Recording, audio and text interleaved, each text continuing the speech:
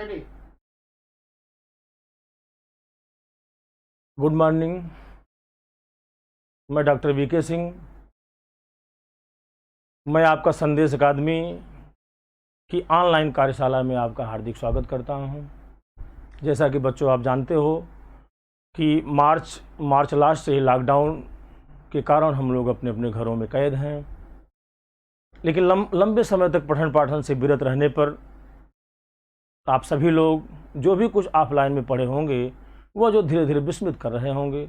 तो एक बार फिर से आपको पठन पाठन की मुख्य धारा में शामिल करने के लिए हम लोग आपको स्वयं की विषय वस्तु से जोड़ करके आपकी धारा को बनाए रखने के लिए ये हम लोग ऑनलाइन का पाठ्यक्रम दे रहे हैं, जिससे कि हमारा विद्यार्थी जो कि घर पर बैठा हुआ है वह जो है वह पूर्ण रूप में लाभान्वित हो सके। बच्चों, यह जो ऑनलाइन कार्यशाला में विलम्ब होने के पीछे एक कारण था कि आपने देखा होगा कि मार्च महीने से जब जो सरकारी निर्देश के आधार पर लॉकडाउन बढ़ाया जाने लगा, तो कभी कभी 15 दिनों का, कभी 1 महीने का, कभी 1 हफ्ते का, कभी 2 दिन का, मीन जो क्रमिक रूप से लॉकडाउन आगे नहीं बढ़ा, तो हम लोग इस विश्वास में रह गए कि हमारी वो ऑफलाइन की क्लास जल्दी स्टार्ट हो जाएगी।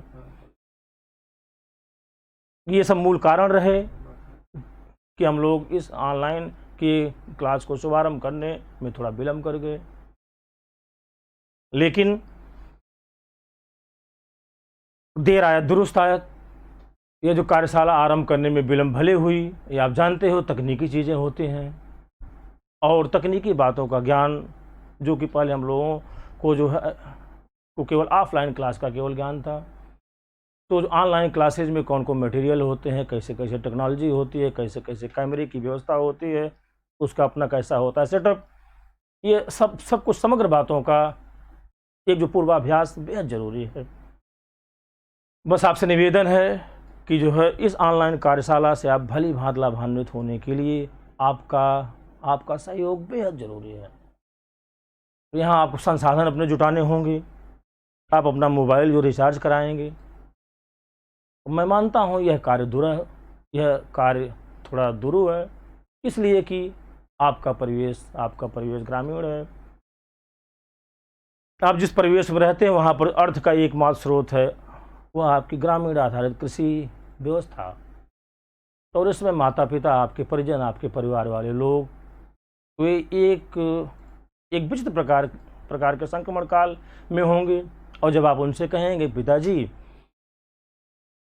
इस टाइम मेरी जहाँ मैं ऑफलाइन पढ़ता था वहाँ पर ऑनलाइन क्लास स्टार्ट हो गई है, तो हमें आप कुछ रुपए दे दें और जो है अपना मोबाइल में पैक डलवा लें, जिससे कि हम क्लास में जो भी कुछ पढ़ाया जा रहा है हम उससे लाभान्वित हो पाएँ। तो यह आपको प्रयास करने होंगे। तो मेरा मानना है कि जो इस प्रयास में चुनौतियां आएंगी, लेकिन आप अपने गार्जियन को जो है ठीक से आप अपनी बात कर समझा पाएंगे, तो जो है बेहद गरीबी की हालत में जीवन यापन करता हुआ वह भारत का किसान जो आपकी ग्रामीण पृष्ठभूमि में एकमात्र अभिकर्ता है आपका, वह जो पेट की रोटी काट करके आपको जो है अपना कुछ अंश देगा, और आप जो है अपने जो भी संसाधन होते हैं उनको जुटा करके और हमारी इस ऑनलाइन क्लास से जुड़ने का प्रयास करेंगे। आप में से जो विद्यार्थी हमको देख रहे होंगे, हमको सुन रहे होंगे, वे यहाँ पर ऑफलाइन में जो बैचेज यहाँ पर चलती थी जिसमें मेरी क्लास लगी हुई थी, वे हमको पहचान जाएंगे। मैं यहाँ पर जीएस में हिस्ट्री और सामान्य हिंदी पढ़ाता हूँ।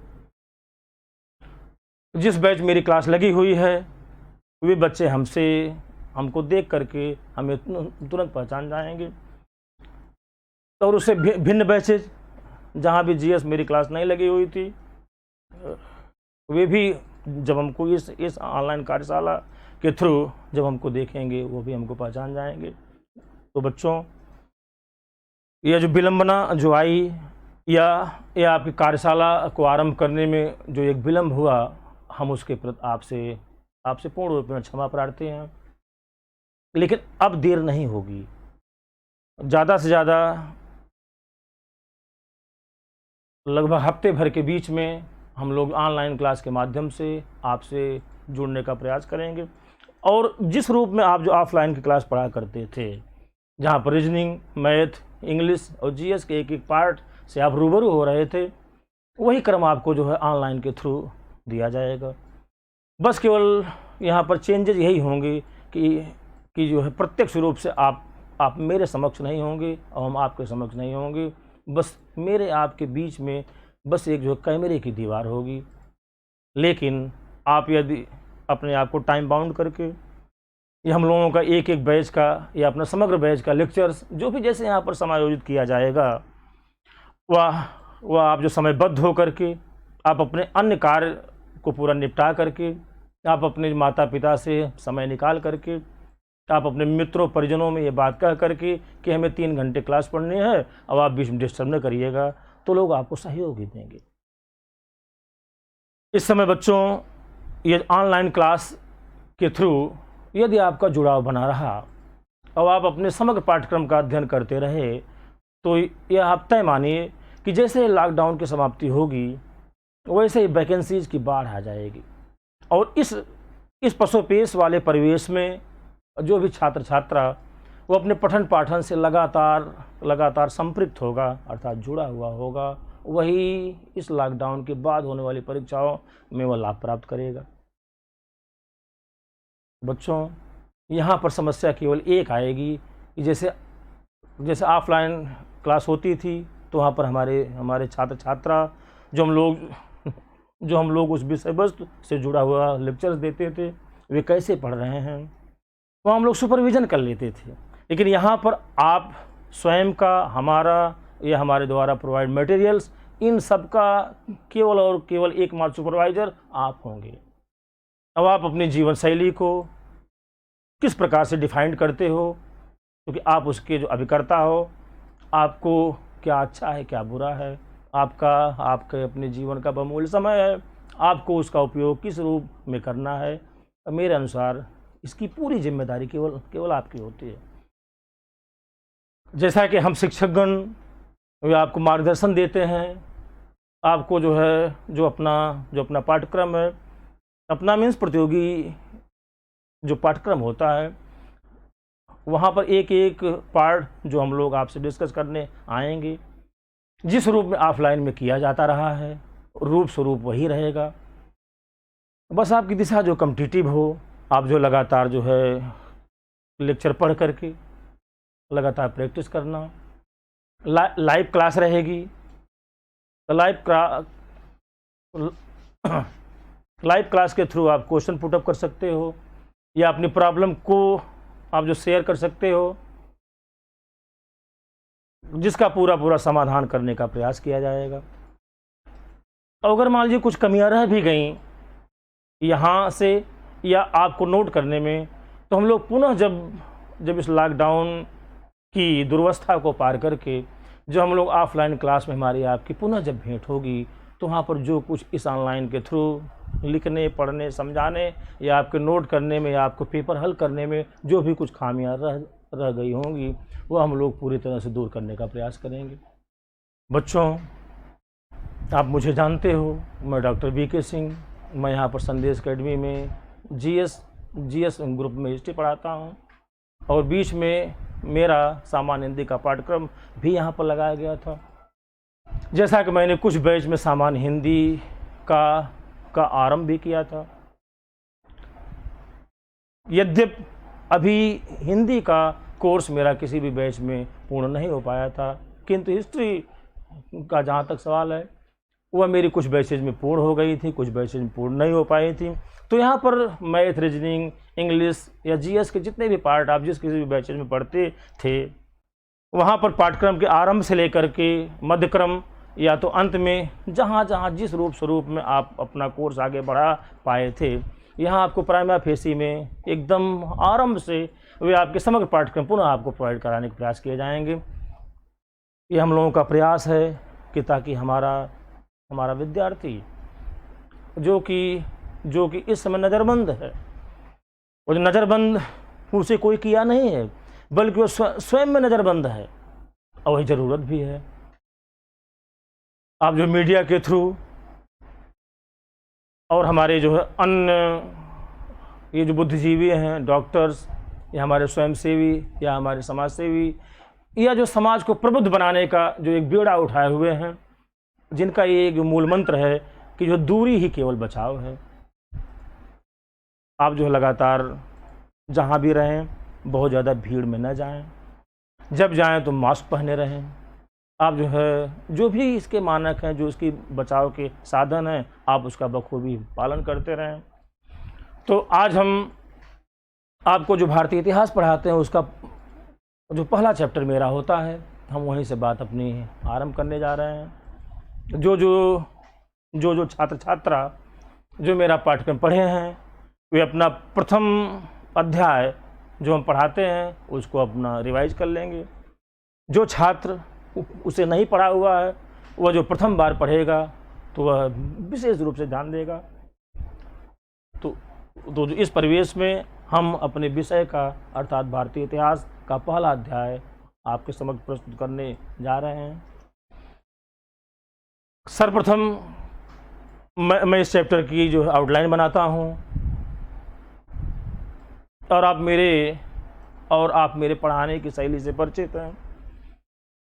जब हम ऑफलाइन क्लास में लेक्चर देते हैं तो मेरा आपसे विनम्र निवेदन होता है कि जिस समय लेक्चर का दौर रहे उस समय कोई भी पॉइंट आउट आप कोई पॉइंट नोट नहीं करेंगे। जब हम कहेंगे कि अब इस पॉइंट को नोट किया जाए तब आप लिखेंगे। वही आप रूप स्वरूप सेम टू सेम जो ऑनलाइन में भी रखना। तो पहले हम आपको समझाने, आपको फिगर के थ्रू बताएंगे। पहले अपने जो चैप्टर का नाम लिख रहे हैं, फिर उसमें किन किन बातों का अध्ययन करेंगे, जिसे आप आउटलाइन कहते हो, और आउटलाइन के थ्रू आप तक हम जो है पेश करने का प्रयास कर रहे हैं। फिर उस पर जो समग्र रूप से लेक्चर देंगे, फिर उस लेक्चर में हम जिन जिन बातों का उल्लेख किए हुए होंगे वही आपको क्रम से पॉइंट आउट करके लिखाएंगे। बस यहाँ पर समस्या यही है कि आप मेरे समक्ष नहीं हो, आप अपने घर पर हैं, लेकिन तब भी हम जो पॉइंट आउट कराएंगे वो हम जो धीरे धीरे बोलेंगे, लिखते भी रहेंगे ताकि शब्द आपको स्पष्ट हो। जो चीज़ यहाँ हम लिख रहे हैं उसी तरीके से हूबहू शुद्ध या विशुद्ध रूप से आप अपनी कॉपी पर उसको उतार पाएँ तो आपको लाभ प्राप्त होगा।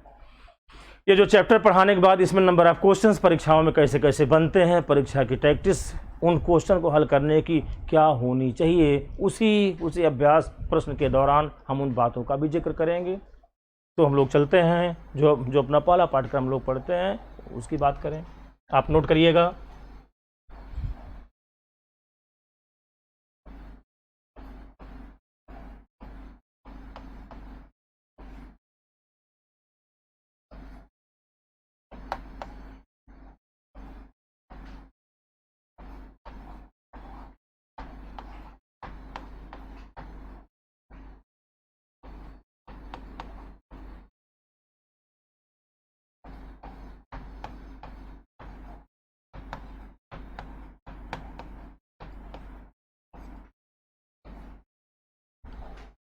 इसमें प्रथम चैप्टर हम पढ़ते हैं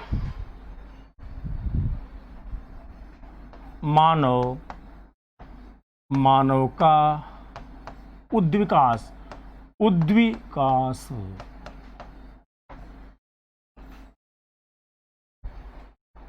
इस चैप्टर में हम किन किन बातों का अध्ययन करेंगे वह हम आपको फ्रेम के थ्रू बता रहे हैं, आप नोट करते चलिएगा मेरे साथ साथ। यहाँ पर सबसे ऊपर आप लिख दें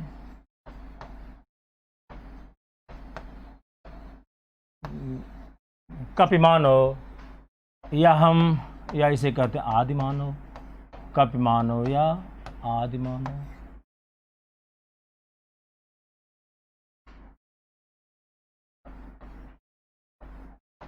देखो बच्चों, यह भी नई नई टेक्नोलॉजी है, तो एक बार इससे रूबरू होने के लिए हम लोगों को अभ्यास की आवश्यकता है। धीरे धीरे जब चीज़ें आगे बढ़ेंगी तो जो सेट हो जाएंगी। इसे इंग्लिश में कहते हैं प्राइमेट।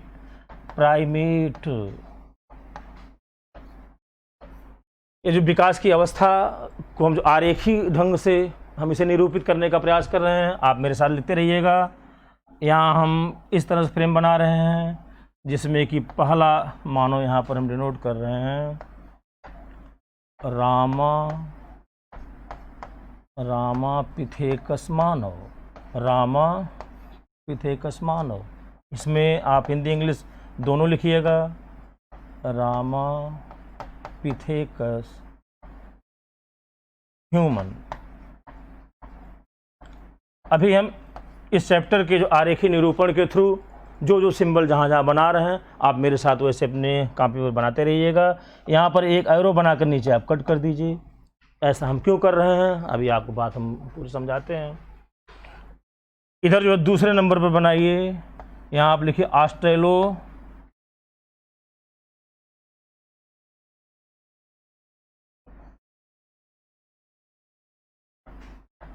ऑस्ट्रेलोपिथेकस,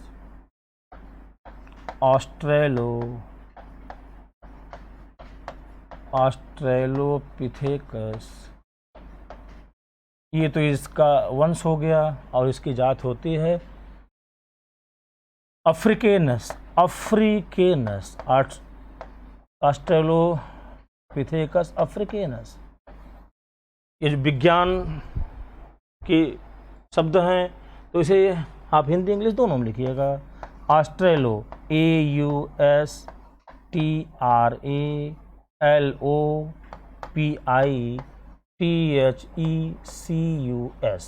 ये तो जीनस हो गया। और विज्ञान में जब इसकी जात लिखी जाती है, में जो स्पीशीज लिखी जाती है तो इसे स्मॉल लेटर में लिखते हैं। अब यहाँ कर दीजिए अफ्रीकेनस,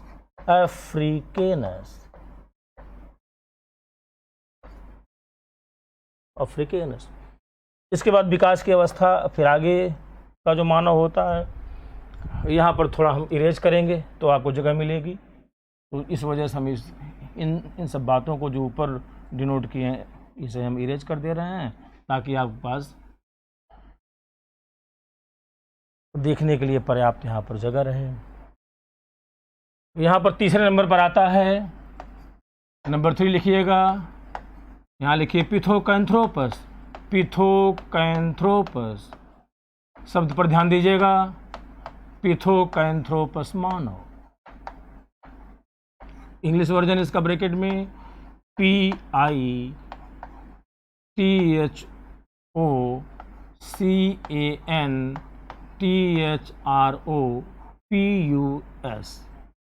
पिथोकैंथ्रोपस। उसके बाद मानव विकास की अवस्था में नेक्स्ट जो मानव आता है, यहाँ पर 4 नंबर लिखिएगा, नियंडरथल मानव। इसका भी इंग्लिश में लिख दीजिए NIENDARTHAL, नियंडरथल। उसके बाद 5वें क्रम पर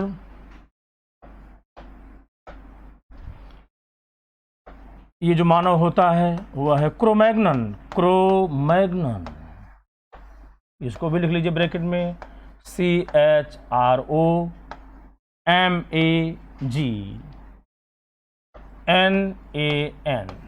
क्रोमैग्नन। अब बच्चों चूंकि फिर जगह कम हो रही है, इसको हम कर दे रहे हैं इरेज। उसके बाद 6ठे क्रम पर ये आपका है होमोसैपियन।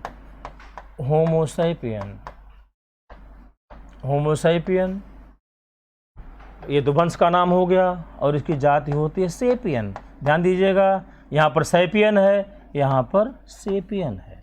इसको लिख लीजिए इंग्लिश में ब्रैकेट में HOMOSAPIEN। ये होमोसैपियन हो गया और सेपियन में एस आप जो है उसको स्मॉल लेटर में लिखिएगा। मैंने आपसे बताया कि जब आप जो विज्ञान में जाति जब आप करते हो डिनोट तो उसका जो पहला वर्ण जो है वह स्मॉल लेटर का होता है। इसे कर दीजिए सेपियन।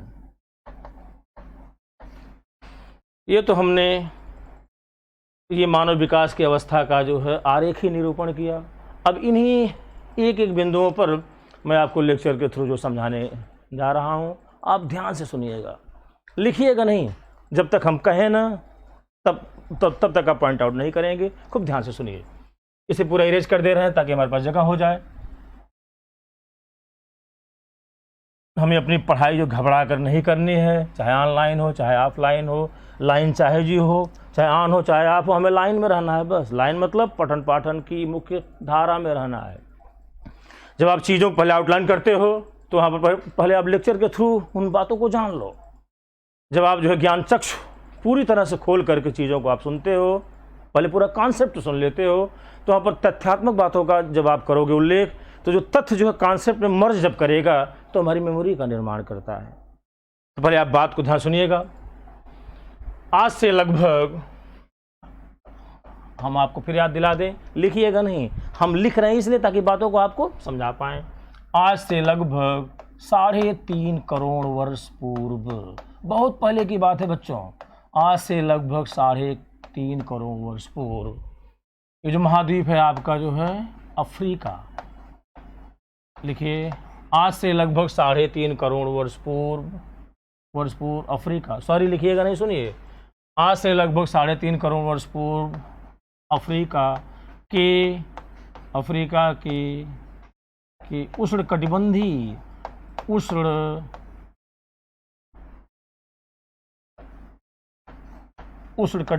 घने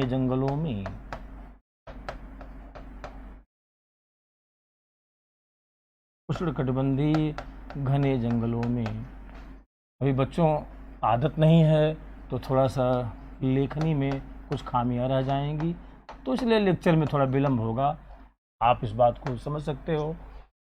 आज से लगभग 3.5 करोड़ वर्ष पूर्व अफ्रीका के उष्णकटिबंधीय घने जंगलों में यह कपि मानव या आदि मानव, जिसे हम प्राइमेट कहते हैं, वह निवास करता था। बच्चों, ये जो कपि मानव, कपि मीन्स वानर शब्द होता है तत्सम, इसका तद्भव रूप है बंदर, जिसे आप बंदर कहते हो। यह आपको सुनकर सुखद आश्चर्य होगा कि हमारे संतत, हम मानव जिस पीढ़ी से धीरे धीरे अर्थात ग्रेजुअली विकसित होते हुए आज की अवस्था में आए हैं, हम एक विवेकशील हुए हैं, वह हमारा प्रायर फॉर्म, हमारा पूर्व रूप वह एक वानर का था। तो आज से लगभग 3.5 करोड़ वर्ष पूर्व अफ्रीका के उष्णकटिबंधीय घने जंगलों में कपि मानव, आदि मानव या प्राइमेट निवास करता था, जो कि पहली बार आज से लगभग 2 करोड़ वर्ष पूर्व उस जंगल से बाहर निकला। अब इस बात को सुस्पष्ट करने के लिए मैं एक छोटी सी बात आपको शेयर कर रहा हूं। आप इस बात को यहीं पर विराम देते हुए अब हम जो कह रहे हैं उस ओर आप अपना करना रुझान। जैसे कोई एक कमरा है, वो जो पूरी तरह से एयर टाइट हो, वहाँ पर खिड़की दरवाजे सब कुछ बंद कर दिए जाएं, और उस कमरे में जितने भी लोगों के बैठने की क्षमता हो उससे कई गुना ज़्यादा मात्रा में लोगों को प्रवेश करा दिया जाए, और वे उसी हालात में वहाँ पर करोड़ों वर्ष से ही निवास करते रहे हों। तो जब लोक संख्या अर्थात निवास करने वालों की संख्या उस कमरे में ज़्यादा रहेगी, क्योंकि जो उसकी क्षमता है उससे कई गुना ज़्यादा रहेगी, तो धीरे धीरे निवास करने वाले लोगों का बॉडी टेम्परेचर बढ़ेगा, साथ साथ जो कमरे का तापमान बढ़ेगा, और उस बढ़ते हुए तापमान को उसमें निवास करने वाले लोगों की बॉडी झेलने का प्रयास करेगी। कुछ उसी प्रयास में कालकवलित भी हो जाएंगे, और कुछ जो होंगे, कुछ की शरीर उसे लंबे समय तक सस्टेन करने का प्रयास करेगी। फिर उसके बाद कोई आया, वो जो कमरे का गेट खोला, उसके बाद बाहर आपको निकाल दिया। तो जब एक लंबे समय से एक मानक तापमान को फेस करते हुए बॉडी हमारी सस्टेन कर चुकी होती है, और एक मुश्त तरीके से या आप कहिए अचानक जब हमें उस रूम से बाहर निकाल दिया जाता है, तो आपको पता है बाहर का तापमान परिवर्तित होगा। तो उस बाहर के परिवर्तित तापमान को झेलने में कुछ लोग समर्थ नहीं होंगे, और वे बाहर तो आए, लेकिन जो भयभीत होकर पुनः वे उस कमरे में वापस चले जाएंगे। लेकिन जो वापस चले जाएंगे उसमें से कुछ वर्ग ऐसा होगा, जिज्ञासु वर्ग होगा, जानने की इच्छा उसमें होगी, वह एक बार पुनः फिर से बाहर निकलने का प्रयास करेगा। लेकिन कुछ ऐसे होंगे जिनकी पूरी महत्वाकांक्षा उस पहली बार निकलने में समाप्त हो जाएगी, वो दोबारा कभी निकलने का प्रयास नहीं करेंगे। इसी थीम पर बात को आप समझना। यह जो कपि मानव जो कि जंगल में बहुत लंबे समय से निवास करता था, यह आज से लगभग 2 करोड़ वर्ष पूर्व जब पहली बार जंगल से बाहर निकला, तो जंगल से बाहर निकलकर यह 2 समूहों में बंट गया। इस कपि मानव का जो पहला समूह था, जो कि जंगल से बाहर निकला, उस बाहर के परिवर्तित परिवेश का सामना नहीं कर पाया। वह जो परिवर्तित परिवेश से भयभीत होकर के वह पुनः जंगल की ओर वापस लौट गया, जो मानव विकास की अवस्था में सम्मिलित नहीं हो पाया और जिसे विद्वानों ने नाम दिया रामापिथेकस मानव। रामापिथेकस मानव। ध्यान दीजिएगा, मैंने आपसे बताया कि कपि मानव का वह समूह जो जंगल से बाहर निकल करके परिवर्तित परिवेश का सामना नहीं कर पाया, वह बाहर के परिवेश से भयभीत होकर पुनः जंगल की ओर वापस लौट गया और दोबारा फिर कभी नहीं निकला। उसे विद्वानों ने नाम दिया रामापिथेकस मानव। और इसी से आज की वानर जात का विकास हुआ है। तो बच्चों, यहाँ पर एक क्वेश्चन बनता है, आप नोट कर लीजिए। मैंने बताया कि यह जो रामापिथेकस मानव था, यह जो भयभीत होकर के जो जंगल की ओर वापस लौट गया, जो दोबारा बाहर नहीं निकला, जो मानव विकास की मुख्य धारा में सम्मिलित नहीं हो पाया, जिसे विद्वानों ने नाम दिया रामापिथेकस मानव, इसी से ही विकसित होता हुआ आज की वानर जाति का विकास हुआ है। इसलिए इसके बारे में पहला प्रश्न बनता है कि यह वर्तमान की वानर जात का आदिपूर्वज, वर्तमान की वानर जात का आदिपूर्वज, इतने शब्द को अंडरलाइन कर लीजिएगा। वर्तमान की वानर जात का आदिपूर्वज, या आप कहिए फर्स्ट पर्सन, यह वर्तमान की वानर जात का आदिपूर्वज कहलाया। यहाँ पर बच्चों एक शब्द आपको मिला आदिपूर्वज, मीन्स फर्स्ट पर्सन। पहले इस शब्द को व्याख्यायित कर दें। आप जिस किसी भी गांव में निवास करते होंगे, आप अपने पूर्वजों अर्थात माता पिता, अपने दादा दादी के द्वारा ये बात सुने हुए होंगे कि इस गांव में जितने लोग इस समय निवास कर रहे हैं, इन सब की विकास यात्रा के प्रायर स्टेज में कोई यहाँ पर पहला व्यक्ति आया था। वो जो पहला व्यक्ति जब आया तो उससे 2 हुए, 4 हुए, 6 हुए, 10 हुए, होते होते धीरे धीरे पूरा गांव विकसित हुआ। तो वह पूरे गांव की संतति में जो जनरेशन वह जो है, वो जिस पहले व्यक्ति से आरंभ हुई है, वह उस पूरे गांव में निवास करने वाले लोगों का आदि पूर्वज मीन्स जो फर्स्ट पर्सन कहलाएगा।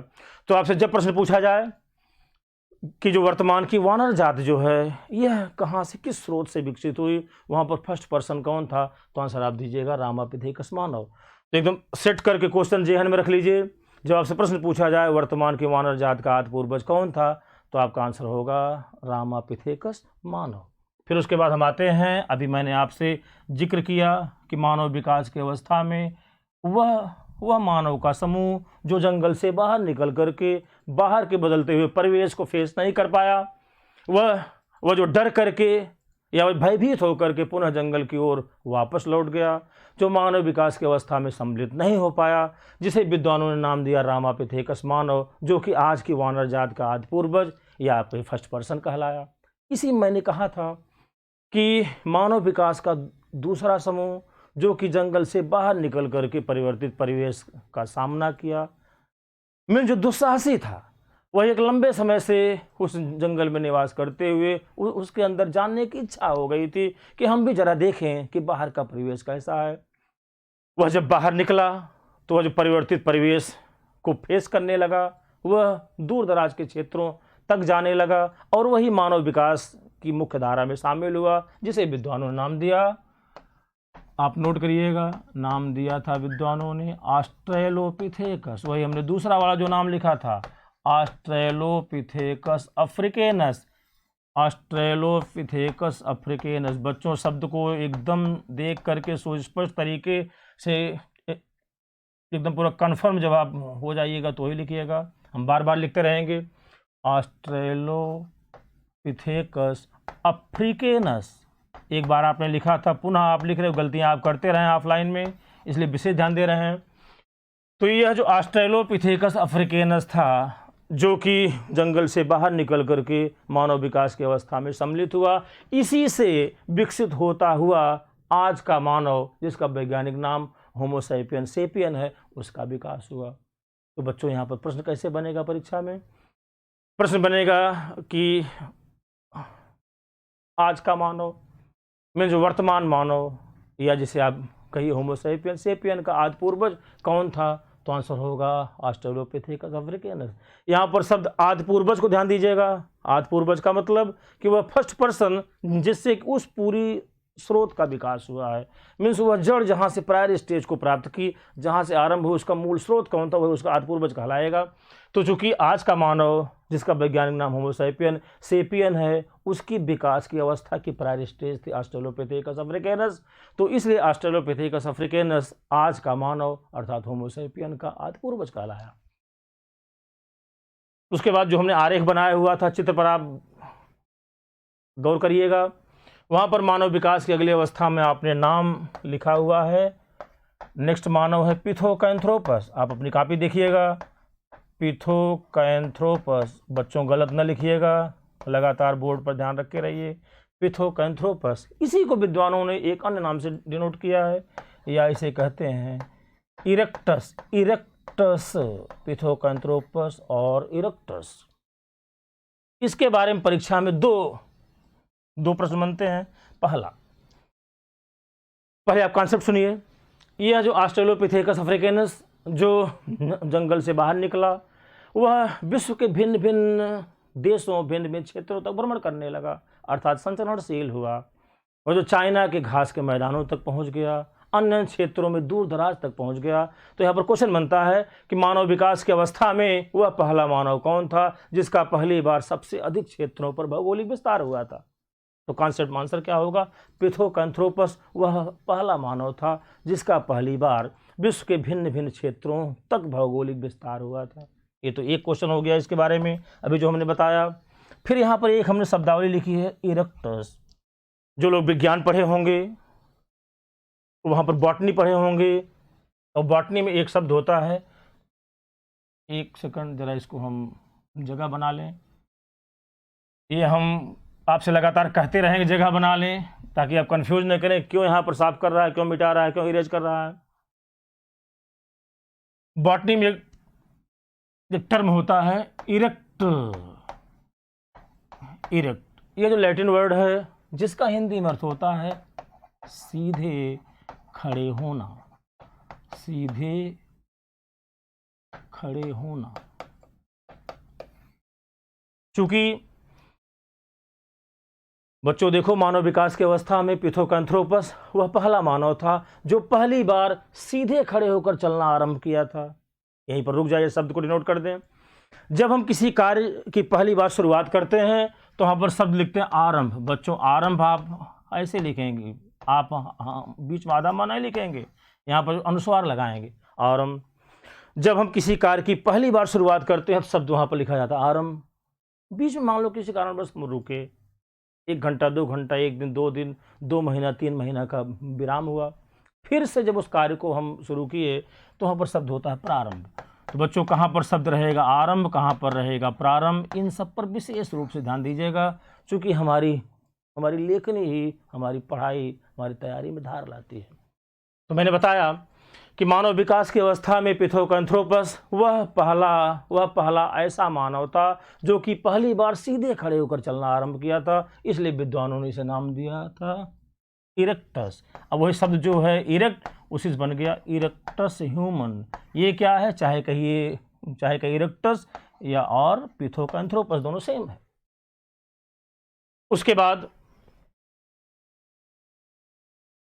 उसके बाद मानव विकास की अगली कड़ी में जो मानव विकसित हुआ था उसे विद्वानों ने नाम दिया निएंडरथल। आप अपनी कॉपी को ध्यान देना, अभी आपने लिखा हुआ था निएंडरथल ह्यूमन। इसके बारे में चाहे परीक्षा सिविल की हो, चाहे जो 1 दिवसीय परीक्षा हो, केवल एक ही प्रश्न बनता है। प्रश्न पूछता है कि मानव विकास की अवस्था में वह पहला मानव कौन था जिसकी कपाल क्षमता बच्चों देखो एक शब्द हम लिख रहे हैं कपाल। कपाल मीन्स, या इसका सरल शब्द कहिए खोपड़ी, कपाल क्षमता खोपड़ी, या ऐसी कहते हैं इंग्लिश कहते हैं कैनियल, कैनियल कैपेसिटी, कपाल क्षमता।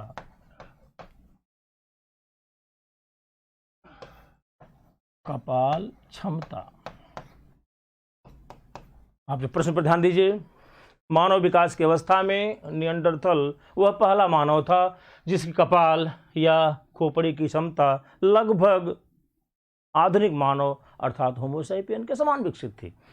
ये आप लोग जब आप कभी जो संघ लोक सेवा आयोग का एग्जाम देंगे, जैसे वनडे एग्जाम के विद्यार्थी एनडीए सीडीएस का पेपर देते हैं, या आपको पता है उसका पेपर बनता है संघ लोक सेवा आयोग से। उसके पेपर में जीएस के साथ साथ मैथ, रीजनिंग, इंग्लिश इत्यादि इत्यादि प्रश्नों का एक क्रेज होता है, एक उसके मानक होते हैं।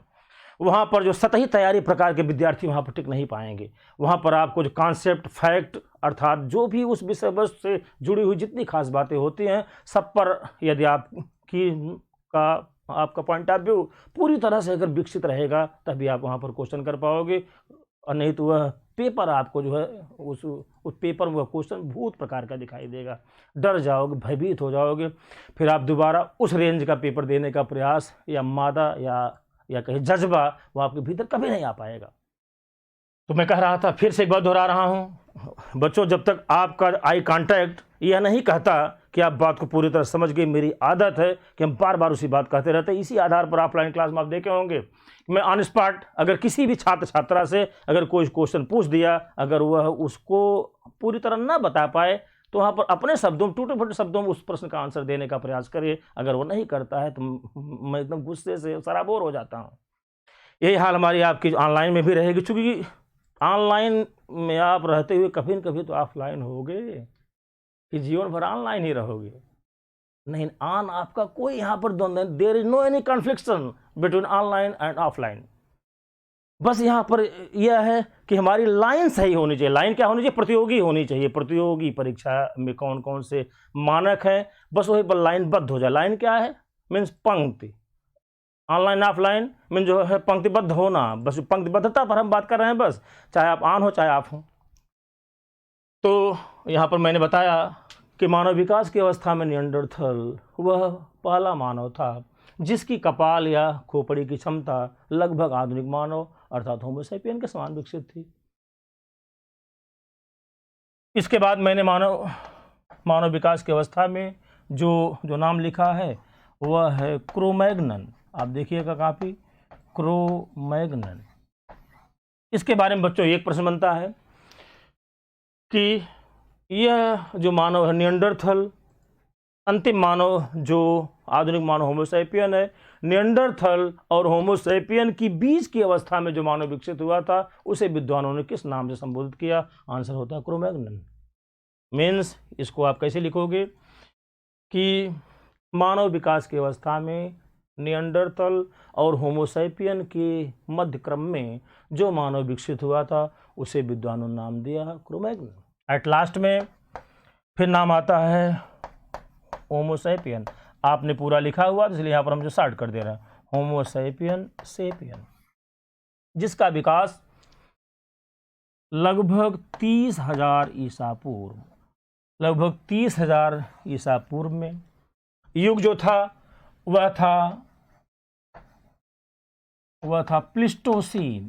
प्लीस्टोसीन जिसे कहते हैं हिंदी में, आप ब्रैकेट में लिखिएगा, हिंदी में अत्यंत नूतन काल। आप देखिए शब्द हिंदी कितने टफ हैं। तो जो लगभग 30,000 ईसा पूर्व के आसपास अत्यंत नूतन काल में आज का मानव जिसका वैज्ञानिक नाम होमो सैपियन है उसका विकास हुआ था, जिसे विश्व के भिन्न भिन्न देशों में भिन्न भिन्न नामों से जाना जाता है। जैसे दो नाम आप लिख लीजिएगा, जैसे क्रो-माग्न्यो और दूसरा नाम लिखिए चॉन्सलेड ग्रिमाल्डी।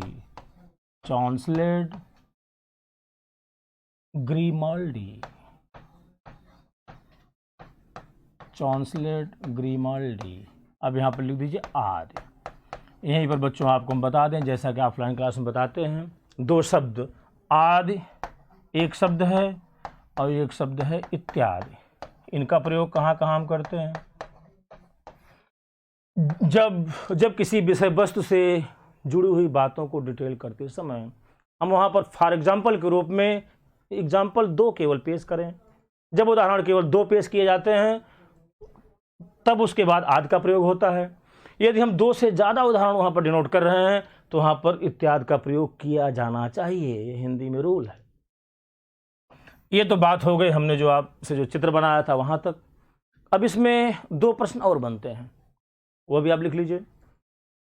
प्रश्न आता है, ये आपका संघ लोक सेवा आयोग में प्रश्न आएगा, वनडे एग्जाम कभी नहीं पूछा गया जो बोलने जा रहे हैं। 2 प्रश्न हम, पहला है मानव विकास की अवस्था में वह मानव कौन था जो कि प्रजातीय रूप से होमो सैपियन से भिन्न था, जो कि प्रजातीय रूप से होमो सैपियन से भिन्न था। इसका आंसर है होमिनीड मानव।